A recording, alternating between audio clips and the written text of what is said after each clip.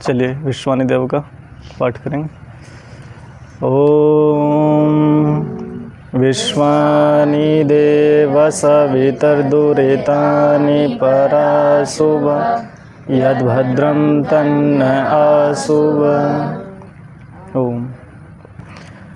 सबसे पहले तो हमें ये जानना चाहिए कि संस्कृत भाषा क्या है और क्या इसके महत्व है और हमें क्यों पढ़नी चाहिए।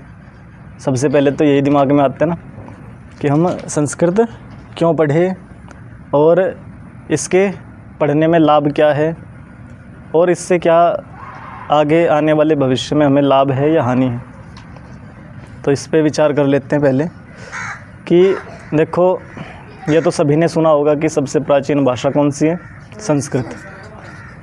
तो इस भाषा को सबसे प्राचीन क्यों माना है, क्योंकि इसके पीछे हेतु देते हैं कि ऋग्वेद जो है सबसे प्राचीन पुस्तक है। जो भी लाइब्रेरी है उसमें बताते हैं कि जो ऋग्वेद है उसमें वह सबसे प्राचीन पुस्तक मानी गई है। तो इसलिए संस्कृत भाषा को सबसे प्राचीन माना है, क्योंकि ऋग्वेद कौन सी भाषा में लिखा है, संस्कृत। तो बहुत सारे लोगों का ये मत होता है कि भाई संस्कृत तो सबसे पुरानी है, प्राचीन है, आजकल का आधुनिक युग है, इसमें हम लोग करें तो करें क्या इसको पढ़ करके। लेकिन ये सोचना सर्वथा व्यर्थ है, क्योंकि देखिए संस्कृत भाषा का अपना महत्व है। जैसे कि जितने भी हमारे धर्म ग्रंथ हुए, नीति शास्त्र हुए, या कह लीजिए जो भी हमारे प्राचीन ग्रंथ हैं, वो सारे के सारे कौन सी भाषा में लिखे, संस्कृत भाषा में। तो इसलिए संस्कृत को ऐसा ना समझें कि ये जो है आज के युग में इसका कुछ महत्व नहीं है। आज भी बहुत सारे संस्कृत के संस्थान चल रहे हैं, बहुत सारे विश्वविद्यालयों में संस्कृत को बखूबी रूप से चलाया जा रहा है, पढ़ाया जा रहा है। और इसमें बहुत सारी लाइनें हैं, क्योंकि संस्कृत ही एक ऐसी भाषा है जो पूर्ण रूप से, विशुद्ध रूप से आज उपलब्ध होती है। और संस्कृत को जननी भी कहा है, क्योंकि बहुत सारी भाषाओं की जो उत्पत्ति हुई है वो संस्कृत भाषा से हुई है। किससे? संस्कृत भाषा से। क्योंकि संस्कृत एक प्राचीन होते हुए भी एक सांस्कृतिक भाषा है और उस भाषा में संपूर्ण चीज़ें विद्यमान हैं। जैसे गणित को ले लो, आपने वैदिक गणित का नाम सुना होगा। वैदिक गणित वेदों में उपलब्ध होता है, वर्णन आता है। आप राजनीतिक शास्त्र के तौर पे आपने चाणक्य नीति सुना होगा, विदुर नीति सुना होगा। तो ये एक जो है राजनीतिक शास्त्र हैं, वो भी संस्कृत भाषा में आज उपलब्ध होते हैं। और भी दर्शन शास्त्र हैं, दर्शनों के नाम आपने सुना है। ये महर्षि कणाद हो गए, महर्षि कपिल हो गए, महर्षि व्यास हो गए, आदि आदि बहुत सारे लोगों ने संस्कृत भाषा में ही लिखा हुआ है। तो हमें यह भी, क्योंकि एक तो यह है क्योंकि जितने भी भाषाएं आज उपलब्ध है संसार में, वो सारी की सारी आधुनिक ही हैं, क्योंकि संस्कृत का नाम सबसे प्राचीनतम भाषा में आता है। क्योंकि उससे पहले भाषाएं होंगी, किंतु आज के समय पे वो उपलब्ध नहीं होती, या उनका आज पता नहीं है किसी को भी। तो इसलिए सबसे प्राचीनतम भाषा किसको माना गया है? संस्कृत को। क्यों माना गया है? क्योंकि यदि रिसर्च करते हैं तो सबसे पुरानी किताब किसको कहा है? ऋग्वेद को। तो ऋग्वेद में कौन सी भाषा में लिखा हुआ है? संस्कृत में। तो इसलिए संस्कृत भाषा कैसी होगी? प्राचीन, यानी सबसे पुरानी। हिंदी भाषा भी हमारी किससे निकली है? संस्कृत से। तो बहुत सारी भाषाओं की जो उत्पत्ति हुई है वो संस्कृत भाषा से हुई है, समझे? तो इसलिए भी हमें संस्कृत पढ़नी चाहिए, क्योंकि देखो जो चीज़ मूल थी, अर्थात जिसका कह लीजिए विकास या जिसकी उत्पत्ति का हमें पता नहीं है कि आखिर संस्कृति, हमारी जो सभ्यता है, हमारी जो संस्कृति है वो अलग चीज़ है, लेकिन संस्कृत की उत्पत्ति कहाँ से हुई है ये हमें नहीं पता। और उससे बहुत सारी भाषाएं निकली। तो हमें मूल को पकड़ना चाहिए कि हम उसी को पढ़ें जिससे सारी भाषाएं जिनकी उत्पत्ति उस भाषा से हुई है। तो इसलिए भी हमें संस्कृत पढ़नी चाहिए। दूसरी बात, अभी यदि हम बात करें अपने समाज की, कह लीजिए जो भी आर्य लोग यहाँ हैं, या कह लीजिए हिंदू भाई जितने भी यहाँ उपलब्ध हैं, तो उनके तो लगभग जितने भी शास्त्र हैं वह कौन सी भाषा में, संस्कृत भाषा में। तो इसलिए हमें अपने शास्त्रों को पढ़ने के लिए, उनको जानने के लिए, उनको समझने के लिए पहले उनकी भाषा को पढ़ना पड़ेगा। अर्थात जिस भाषा में वो ग्रंथ लिखे हैं उसी भाषा को हम भी जानें, पढ़ें, समझें, तभी तो हमें अपने धार्मिक ग्रंथ समझ में आएंगे। हम वेद पढ़ें तो संस्कृत चाहिए, हम दर्शन पढ़ना चाहें तो हमें संस्कृत चाहिए, है ना। हालांकि उनकी व्याख्या हिंदी में कर दी गई है, किंतु संस्कृत में जो लिखा हुआ है वो हमें तभी समझ में आएगा जब हमें संस्कृत आती हो। हिंदी में तो ट्रांसलेट है, किंतु क्या पता किसी ने सही किया या गलत किया है। बहुत सारे वेदों में ऐसे भाष्य हैं, वेदों के भी जो भाष्य किए हैं वेद मंत्रों के, बहुत सारे लोगों ने गलत सलत कर दिए। उनमें से महीधर का नाम आता है और भी कई ऐसे, मैक्स मूलर है। तो इन लोगों ने उस रूप में भाष्य नहीं किया है जिस रूप में करना चाहिए था। अर्थात जो वहाँ लिखा था उसको उस रूप में ना कह करके कुछ अन्य अर्थ ही कर दिया है। तो इसको समझने के लिए भी हमें अपनी संस्कृत भाषा को जानना चाहिए। दूसरी बात, हमारी संस्कृति रही है, आपने देखा होगा जितने भी हमारे महापुरुष हुए हैं या जितने भी हमारे से प्राचीन लोग हुए हैं, ऋषि मुनि हुए, उन्होंने ऐसा नहीं है कि वो कोई अलग से किसी देश से पढ़ करके आए थे, वो इसी भाषा को पढ़े थे। ये तो कुछ सालों पहले अंग्रेज़ी हो गई, हिंदी हो गई, या कह लीजिए अनेकों भाषाएं ऐसी हैं जिनकी उत्पत्ति कुछ ही समय पहले हुई है।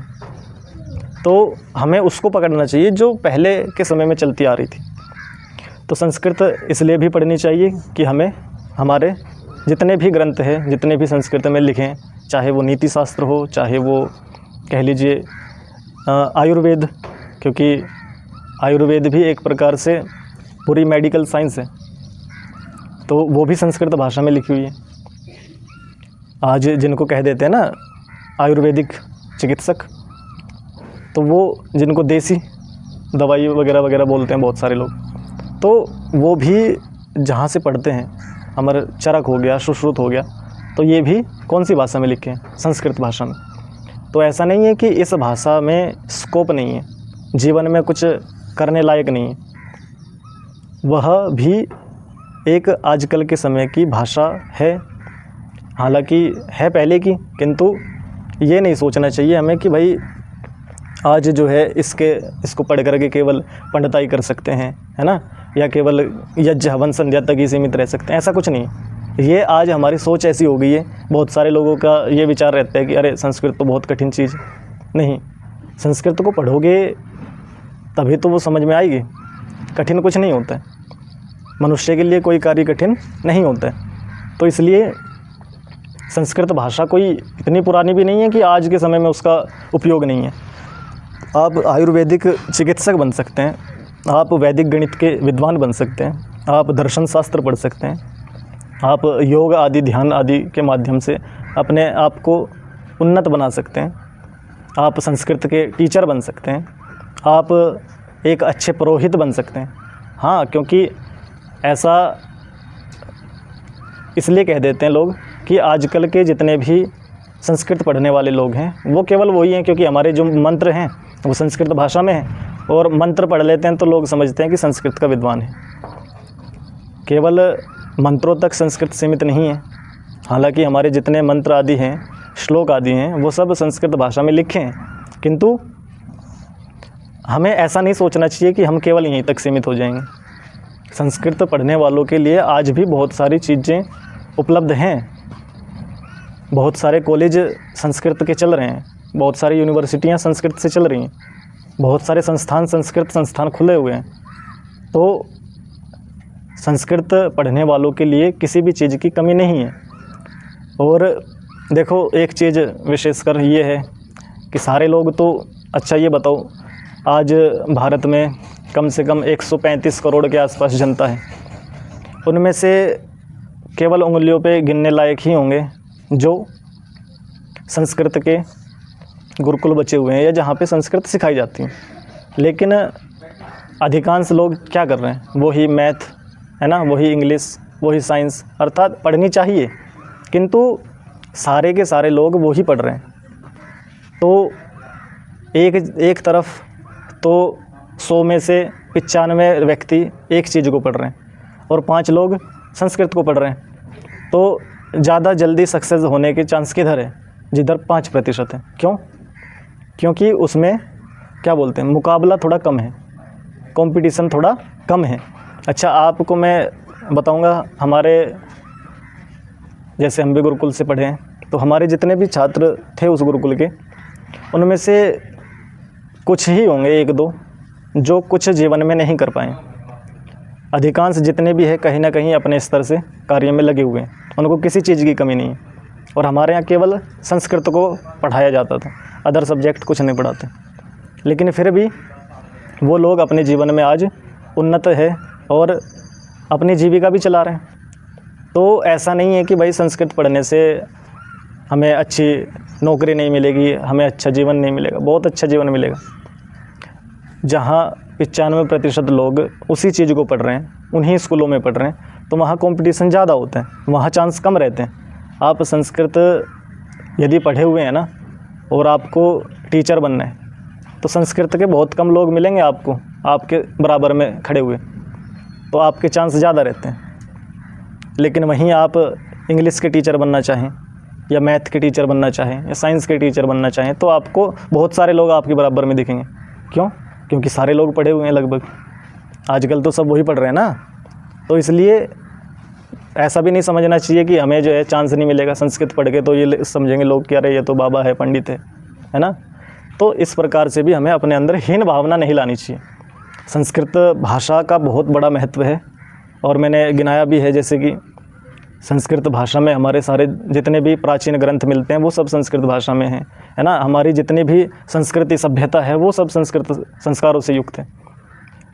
तो ऐसा ही भावना हमारे जीवन में ना आए कि अरे संस्कृत पढ़ के तो जो है कुछ नहीं होगा। संस्कृत का अपना महत्व होता है। संस्कृत की जो वर्णमाला है वो भी इतनी विशुद्ध है, इतनी वैज्ञानिक है कि लोग आज भी उस पर शोध कर रहे हैं। संस्कृत में जैसे कि आज व्याकरण जो उपलब्ध होती है महर्षि पाणिनि जी की, तो वो जो पाणिनि जी की व्याकरण है उसमें जो मूल पुस्तक है उसकी अष्टाध्यायी, उस अष्टाध्यायी में 4000 सूत्र हैं मात्र। कितने? 4000। तो 4000 सूत्रों पे आज भी पता नहीं कितनी हज़ार PhD हो चुकी हैं। एक एक सूत्र पे, एक एक छोटे छोटे बिंदु पे एक व्यक्ति ने PhD कर रखी है। इतना गूढ़ रहस्य संस्कृत भाषा में छुपा हुआ है। आपने कभी कालिदास का नाम सुना होगा, आपने भार्गव का नाम सुना होगा, है ना, आपने भास का नाम सुना होगा। इन लोगों ने भी संस्कृत में बहुत सारे जो भी समाज की गतिविधि है वो सब किसमें? संस्कृत भाषा में लिखी है। संस्कृत भाषा में इतने सारे अच्छे अच्छे श्लोक आज उपलब्ध होते हैं।